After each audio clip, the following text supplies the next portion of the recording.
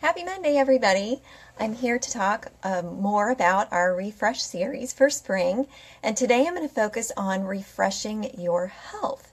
It's one of the other aspects that you can choose to refresh this spring. So the first and most important thing you have to do to refresh your health in any capacity is to begin by refreshing your attitude, because truly the foundation of anything that you do to change in your life, especially your health, is really all in your head.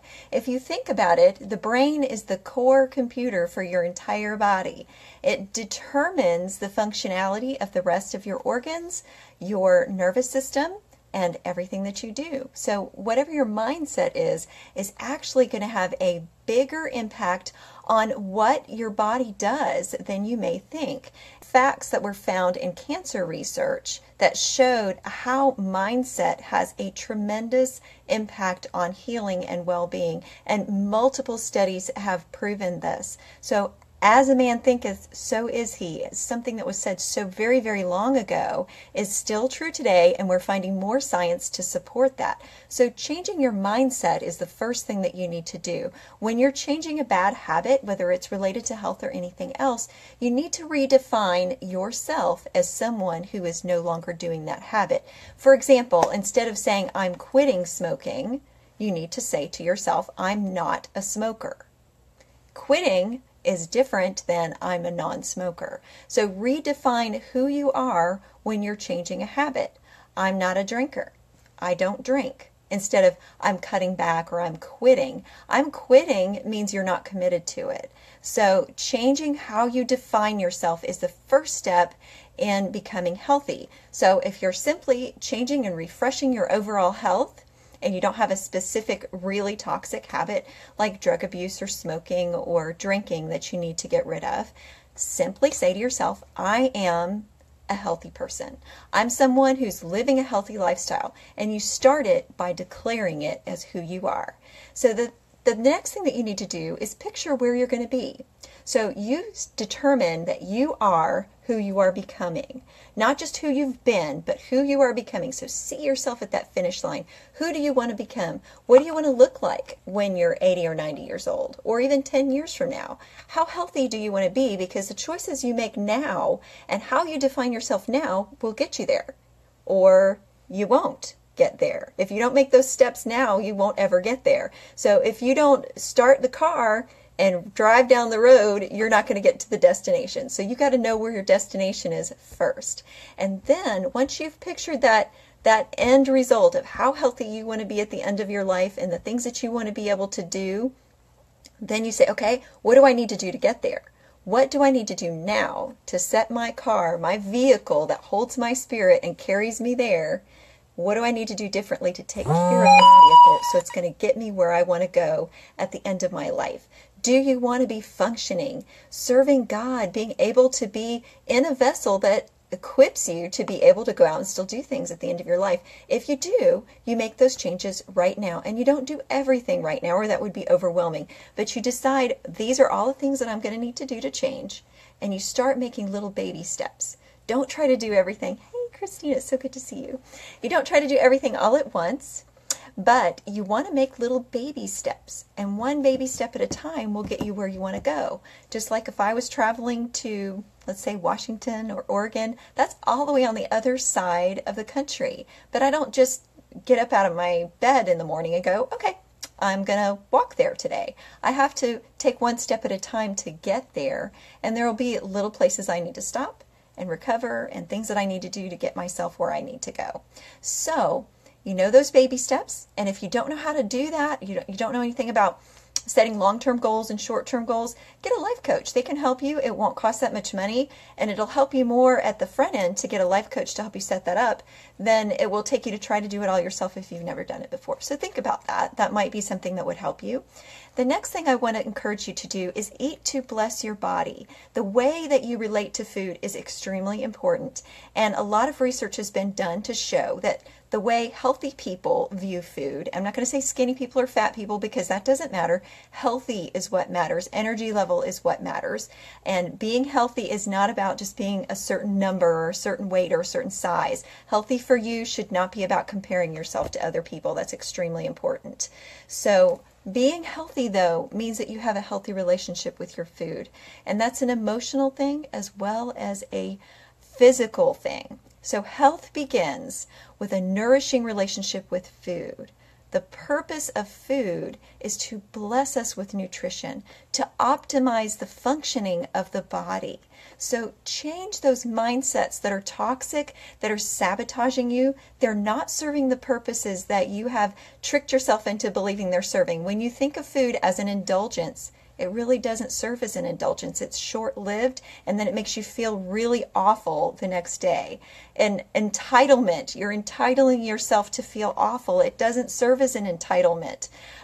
Emotional medication, you're trying to fill an emptiness, but it never gets filled because it doesn't actually serve you that way. So when you have a toxic mindset about food, it's never going to go away, no matter how many diets you go on. If you don't change the mindset that you have toward food, the way that you see food as something that it can't do for you, then you're not going to get anywhere with your nutrition. So changing your mindset toward food and viewing it as nutrition that can make your body feel fantastic and wonderful and live longer, that if you can relate to your food that way, then food is going to bless you for the rest of your life. It will no longer be a problem for you if you can just change that one thing. And it is a big thing, but if you can disconnect your neural pathways that you've let get entrenched there, where you're connecting food with things it cannot do, then that is a very huge key. And that will help serve you to get you in the gate of becoming a healthy individual.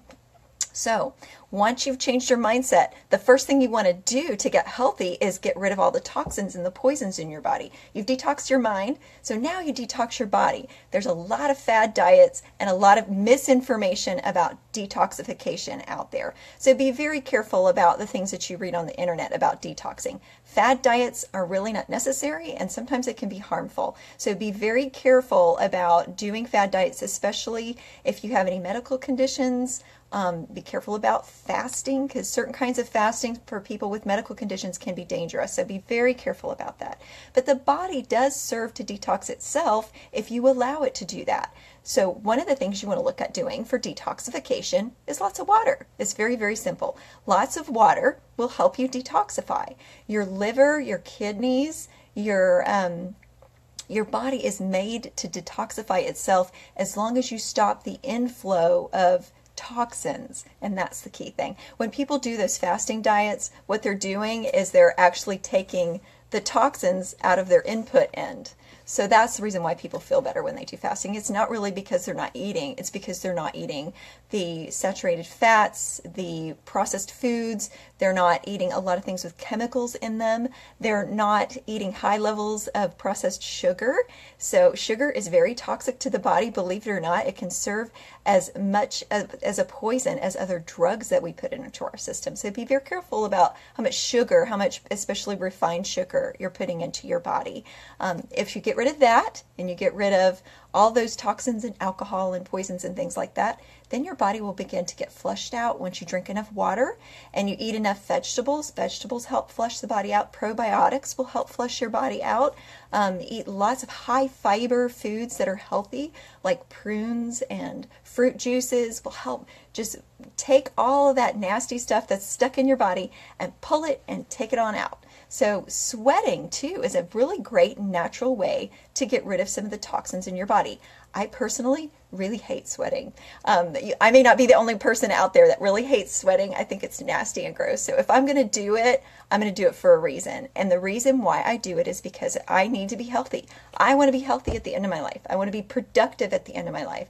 I can't be sure that will happen, but I can be making the steps that I need to do my part to make it possible for that to happen. So if I'm exercising several times a week to the point of pouring with sweat, and I know I can go straight and get in the shower and get it off of me because I hate it, I will do that because it has a purpose. And while I'm doing that, I will find things to distract me so it's not a miserable process. I'll watch funny videos, I'll listen to books on tape, and I do things that make it so that I can endure it and make it fun. Sometimes you can do it with somebody, so it's not that you're doing it by yourself. There's lots of ways that you can get yourself motivated to do that icky sweating, thanks Sally, so that you can get those toxins out of your pores and out of your system and out of your skin. So sweating is really actually pretty good for your skin if you do it and then wash it off. You don't want to sweat and then not wash it off. It is icky, and we feel it as icky for a reason. You do need to wash those toxins off the surface of your skin after you're done sweating. So those are some ways that we can detox. If you're going to go with those holistic methods of, like, the herbs that people recommend, you really do need to consult your doctor. And I recommend in general that you get a doctor that is aware of alternative medicines, because there are some out there that are actually really effective. However, you should not try to do them just based on a layman's opinion. You should not try to take any herbs in conjunction with other medications, because they are drugs. Herbs are drugs. That's just the plain fact of it. They are drugs too. They may be natural drugs, but they're still drugs, and there can be very dangerous drug interactions between holistic medication and regular pharmaceutical medications that your doctors have prescribed. So be very, very careful, because those can be dangerous. And if you have a medical condition that you are or are not aware of, that can have adverse effects with those holistic drugs that you're taking. So be very careful about what you take from the health food store without consulting your doctor. If you don't have a doctor that supports holistic medicines and those alternative therapies like vitamins and nutrition, then you need to get a new doctor and find somebody that does. So that's very, very important. So if you're going to go that route, sometimes that'll speed up the detoxification, but make sure you consult your doctor. And then the next thing you got to do when you're detoxing, drink water. So drink the best water. Drink water that's infused with stuff that makes it more refreshing. You know what I found was so surprising that I learned by being in a salon was cucumber infused water. Now it sounds really disgusting, but it's actually very refreshing. It makes the best water. You just put slices of cucumber into a pitcher of cold water, and it is amazing. And you can do all kinds of fruit-infused water with lemon, of course, and lime, of course. We all know about that. But you can use honey-dew melon in your water, and it's wonderful.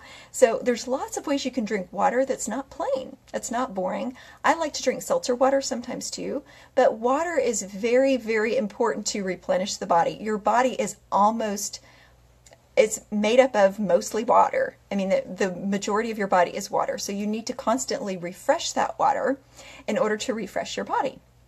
So that's very important. And drink good water. There's no reason to drink nasty water. Life's too short. If you want to live a long life, drink great water. So stretch too.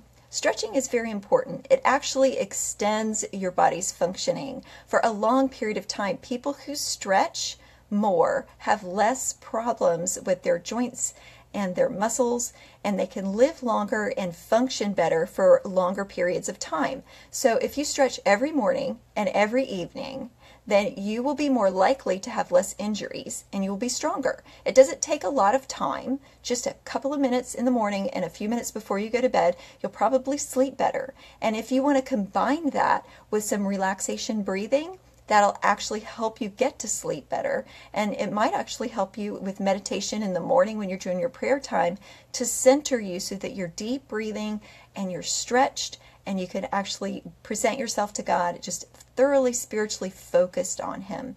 So that's a great way to wake up in the morning and a great way to detox your mind and your body at the end of the day.